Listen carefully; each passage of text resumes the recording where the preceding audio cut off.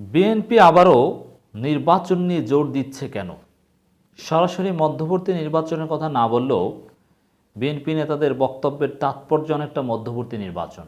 ইনিয়ে বিনিয়ে ইশারা ইঙ্গিতে মধ্যবর্তী নির্বাচনের কথা বলার চেষ্টা করছে। আমরা আলোচনা করছি 30 এপ্রিল 24, খুবই গুরুত্বপূর্ণ দর্শক। এই মুহূর্তে বিএনপি নেতাদের মুখ থেকে নির্বাচনের কথা বলা, মধ্যবর্তী নির্বাচনের কথা বলা, এটা নিঃসন্দেহে একটা ফাঁদ। এই বিষয়টা সম্পর্কে সোচ্চার থাকতে হবে, সিরিয়াস থাকতে হবে এবং বাস্তবতা বুঝতে হবে। আওয়ামী লীগ কোন দুঃখে মধ্যবর্তী নির্বাচন যাবে? মধ্যবর্তী নির্বাচন কেন দিবে? হ্যাঁ, মধ্যবর্তী নির্বাচনের দাবি আছে। We also appreciate this demand এবং we support it. We want mid term election. But Awami League কোন দুঃখে দিবে? আওয়ামী লীগের উপর কী চাপ আছে? বিএনপি জামাত দেশের ভিতরে কি আন্দোলন তৈরি করতে পেরেছে যে আওয়ামী লীগ মধ্যবর্তী নির্বাচন দেবে? সামান্যতম কি সেরকম আন্দোলন আছে? নেই, এখন পর্যন্ত তৈরি করতে পারেনি। আন্তর্জাতিক কোনো চাপ আছে? 7 জানুয়ারির আগে প্রচণ্ড চাপ ছিল, কিন্তু এখন তো সামান্যতম আন্তর্জাতিক চাপ নেই। যুক্তরাষ্ট্রকে একবারও বলেছে মধ্যবর্তী ইলেকশন? না, বলেনি। বরং যুক্তরাষ্ট্র এখন চুপসে গিয়েছে। ভারত বহাল তবিয়াতে আওয়ামী লীগকে তারা যা চায় সেটা করিয়ে নিচ্ছে, বরং প্রকারান্তরে ইনডিরেক্টলি ক্ষমতাসীনদের পক্ষে ভারতের আওয়ামী লীগের মাধ্যমে নির্বাচনী প্রচারণা চালিয়ে নিচ্ছে। তাহলে মধ্যবর্তী নির্বাচন আওয়ামী লীগ কেন দিবে? দায় ঠেকেছে? মোটেই না, কোনো প্রয়োজন নেই। কিন্তু তারপরও বিএনপি নেতারা অনেকে মধ্যবর্তী নির্বাচনের কথা বলবে, এবং মধ্যবর্তী শব্দটা না বললেও নির্বাচন কথাটা বারবার আমরা শুনতে পাচ্ছি। অথচ এখন নির্বাচন শব্দটা আসারই কথা না, আন্দোলন এবং বাস্তবতা বিবেচনায়। দর্শক, আমরা এর আগে আপনাদেরকে শুনিয়েছিলাম বিএনপি ঢাকা মহানগর দক্ষিণের নেতা জনাব আব্দুল সালাম সাহেব, তিনি বলেছিলেন যে নির্বাচন জরুরি। আবার আরেকটা কথা, জনাব শামসুজ্জামান দুদুর নির্বাচন ও গণতন্ত্র ফেরানো সবচেয়ে জরুরি, মানে এখানেও নির্বাচন জরুরি, নির্বাচনের উপর জোর দিচ্ছেন, বোঝা যায়।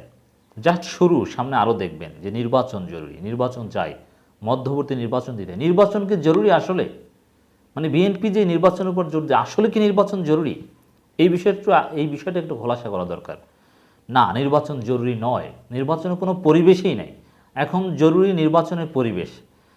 দেখেন, বিএনপিকে নির্বাচনের কথাই বলা যাবে না। বিএনপিকে বলতে হবে এই সরকারের পতনের কথা। এই সরকার পতন হবে, তারপরে সব কিছু গণতান্ত্রিক প্রতিষ্ঠানগুলো পুনর্গঠন হবে, ব্যবস্থা সংস্কার হবে, তারপরে নির্বাচন। এত সহজ নির্বাচন? এর মানে নির্বাচন না, বিএনপির মুখে নির্বাচন নয়, বিএনপির মুখে কথা থাকতে হবে এই সরকারের পতন, তারপরে প্রতিষ্ঠানগুলো পুনর্গঠন। তো সেখানে নির্বাচন জরুরি কথা বলছে কেন? যদি আওয়ামী লীগ সরকার মধ্যবর্তী নির্বাচন একটা দিয়েও দেয় জরুরি ভিত্তিতে, তাতে কি কোনো লাভ হবে? কোনো লেভেল প্লেইং ফিল্ড বা স্বচ্ছতা কিংবা নিরপেক্ষতার কোনো কাঠামো কি এখনও বিদ্যমান আছে রাষ্ট্রে? নেই। এবং তাহলে নির্বাচন জরুরি কেন? নির্বাচনের চাইতে এই সরকার পতন এবং পুনর্গঠন জরুরি। তাহলে কেন এই নির্বাচনের উপর জোর দিচ্ছে?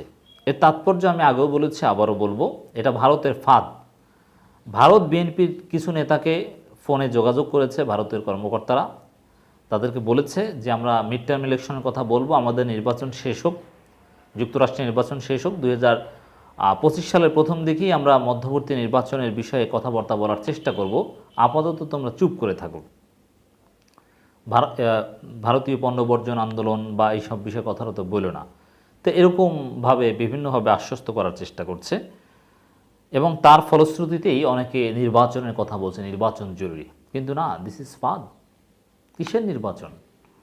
বরং বিএনপি তখন নির্বাচন বর্জনের রাজনীতি করছে, সেখানে নির্বাচন জরুরি কেন বলছে? যদিও কি নির্বাচন দরকার সেটা ভালো মতো জিজ্ঞেস করলে বলবে যে তত্ত্বাবধায়ক সরকার অধীনে নির্বাচনের কথা বলছি। কিন্তু আপনি নির্বাচনের কথাই বলতে পারো, নির্বাচনের কথা কেন বলছেন এটা আমরা জানি। বিএনপির ভাইস চেয়ারম্যান শামসুজ্জামান দুদু বলেছেন, বর্তমান সরকার জবাবদিহিমূলক সরকার নয়, দেশে গণতন্ত্র প্রতিষ্ঠা করতে হলে জবাবদিহিমূলক সরকার গঠন করতে হবে। কারণ ফ্যাসিবাদের জবাবদিহিতা নিশ্চিত করে না, নির্বাচনে তারা ভয় পায়। নির্বাচন গণতন্ত্র ফিরিয়ে আনা এখন সবচেয়ে জরুরি কাজ। কিন্তু নির্বাচন ফিরিয়ে আনার আগে যে কত ঘাত প্রতিঘাত অতিক্রম করতে হবে, কত সংস্কার করতে হবে, আপনার সেই বিষয়গুলো হাত দেন। এখন বরং নির্বাচন গণতন্ত্র ফিরিয়ে আনা জরুরি, তার চাইতেও জরুরি হচ্ছে ভারতকে হটানো। ভারতের বিরুদ্ধে ভারতের নাম ধরে কয়েকটা কথা বলেন। এরকম কথা আমরা শুনতে চাই না যে প্রতিবেশী রাষ্ট্র। আপনি ভারতের নাম ধরে পারলে কথা বলেন।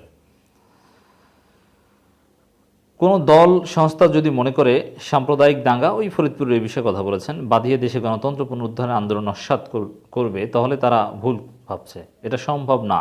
এদেশে মুসলিম, হিন্দু, বৌদ্ধ, খ্রিস্টান সবাই মিলেমিশে থাকে, রাইট? কিন্তু এটা যে আরএসএস এবং বিজেপি চিন্তা দর্শনের ঘটনা, ভারতের ক্ষমতাসীনদের একটা চিন্তার ফল এই ফরিদপুরের ঘটনা, সেই বিষয়ে একটু সাহস করে বলেন না। ভিপি নূর তো বলেছে, আপনারা তো বলতে পারেন না। শামসুজ্জামান দুদু বলেন, বাংলাদেশে এক ক্রান্তিকাল অতিক্রম করছে। এই দেশ যে কারণে প্রতিষ্ঠিত হয়েছিল তার থেকে যোজন যোজন দূরে চলে গেছে। বাংলাদেশ প্রধানত গণতন্ত্র মানুষের অধিকারের জন্য প্রতিষ্ঠিত হয়েছে। এক সাগর রক্তের বিনিময়ে আমরা এই দেশ অর্জন করেছিলাম, কিন্তু বাস্তবতা হচ্ছে এদেশের মানুষের কোনো অধিকার নেই। দেশের জনগণ তার পছন্দের প্রার্থীকে ভোট দিবে, তার প্রতিনিধি নির্বাচন করবে, সে অধিকার তাদের নেই। ফ্যাসিবাদ এমন একটা জিনিস যারা সংখ্যাগরিষ্ঠের মতামত উপেক্ষা করে। ভোটের তো দরকার নেই, তাই সংখ্যাগরিষ্ঠদেরও দরকার নেই। সংখ্যাগরিষ্ঠতা ধর্মীয় ক্ষেত্রে, রাজনৈতিক ক্ষেত্রে এবং ভোটের ক্ষেত্রে সব জায়গায় উপেক্ষিত। এতে ভয়ঙ্কর একটা পরিস্থিতি দিকে দেশকে নিয়ে যাওয়া হয়েছে, তার থেকে বেরিয়ে আসা কঠিন। এই কঠিন অবস্থা থেকে বেরিয়ে আসতে সবাইকে ঐক্যবদ্ধভাবে কাজ করতে হবে। বিএনপি সহযোগী হয়ে দেশ গণতন্ত্র ফিরিয়ে আনতে হবে। চমৎকার কথা বলেছেন, কিন্তু ওই যে সরাসরি ভারতের নাম ধরে কথা বলার আমরা ক্ষেত্রে দেখি না। ইশারা ইঙ্গিতে ইনিয়ে বিনিয়ে কথা বলা, অথচ একটা স্পর্শকতার বিষয়ে বিএনপি স্পষ্টবাদী হলে, বিএনপি সব নেতারা স্পষ্টবাদী হলে রুহুল কবির রিজভীর মতো, তাহলে এখানে চমৎকার ফায়দা হাসিল করতে পারতেন। ফরিদপুরের ঘটনা দিয়ে বিএনপি চাইলে সরকারকে আরও চাপে রাখতে পারত। কিন্তু বিএনপি স্পষ্টবাদী কথাই বলে না। দুদু বলেন, জেলে যারা গেছেন তারা জানে বর্তমান জেলে কতটা কষ্টের। সাধারণ জেল ও ডিভিশন জেলের মধ্যে একটু পার্থক্য থাকতে পারে। গত 6টি বছর ধরে বেগম খালেদা জিয়া জেলে আছেন। অনেকেই বলে তিনি বাসায় আছেন, কিন্তু না, এটা বাসা নয়। যুক্তরাষ্ট্রও তাকে গৃহবন্দী বলার চেষ্টা করছে, যদিও সরকারের পক্ষ থেকে বলা হয়েছে তিনি গৃহবন্দী নন। তবে খালেদা জিয়া যেটা, এটাকে আমরা জেলও বলবো না, বাসাও বলবো না, মাঝামাঝি একটা অন্য ধরনের নির্যাতন। কারণ তিনি যদি জেলে না থাকতেন তাহলে তিনি বিদেশে চিকিৎসা নিতে যেতে পারতেন বা পছন্দ মতো যেতে পারতেন এবং রাজনৈতিক কথা বলতে পারতেন, স্টেটমেন্ট দিতে পারতেন। তা তো দিতে পারছেন না। আবার খালেদা জিয়ার সাথে পরিবার লোকজন তো দেখা করতে পারে, এই ক্ষেত্রে তো জেলের চাইতে একটু পার্থক্য রয়েছে। মানে ওয়ান কাইন্ড অফ জেল বললে ভুল হবে না, কনভেনশনাল জেল নয়। কৃষক দলের সাবেক আহ্বায়ক বলেন, ফরিদপুরে একটি পরিবারে 2টি সন্তানকে হত্যা করা হয়েছে, ওই পরিবারকে ধ্বংস করা হয়েছে। এদেশে মুসলিম, হিন্দু, বৌদ্ধ, খ্রিস্টান সবাই মিলেমিশে থাকে। এদেশে যদি কোনো মুসলিম, হিন্দু, বৌদ্ধ, খ্রিস্টান সম্মান করে, সেটা হলো বাংলাদেশ জাতীয়তাবাদী দল বিএনপি।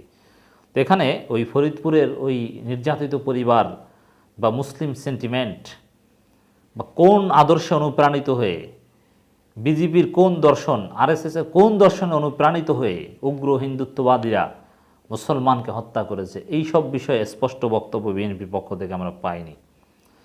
যাই হোক দর্শক, নানান কথা বলেছেন। মৌলিক জায়গা এটা যে আসলে নির্বাচনের উপর বিএনপি জোর দিচ্ছে। বিএনপিকে এই বিষয়ে সচেতন থাকতে হবে। এবং আমি তো কারণটা বললাম, নির্বাচনের কথা মানে নিরপেক্ষ নির্বাচনের কথা বললে সেটা ভুল নয়, কিন্তু ভারতের পরামর্শ অনুযায়ী মধ্যবর্তী নির্বাচনের কথা বলা, এটা নিঃসন্দেহে আর একটা ফাঁদ, খেয়াল রাখতে হবে।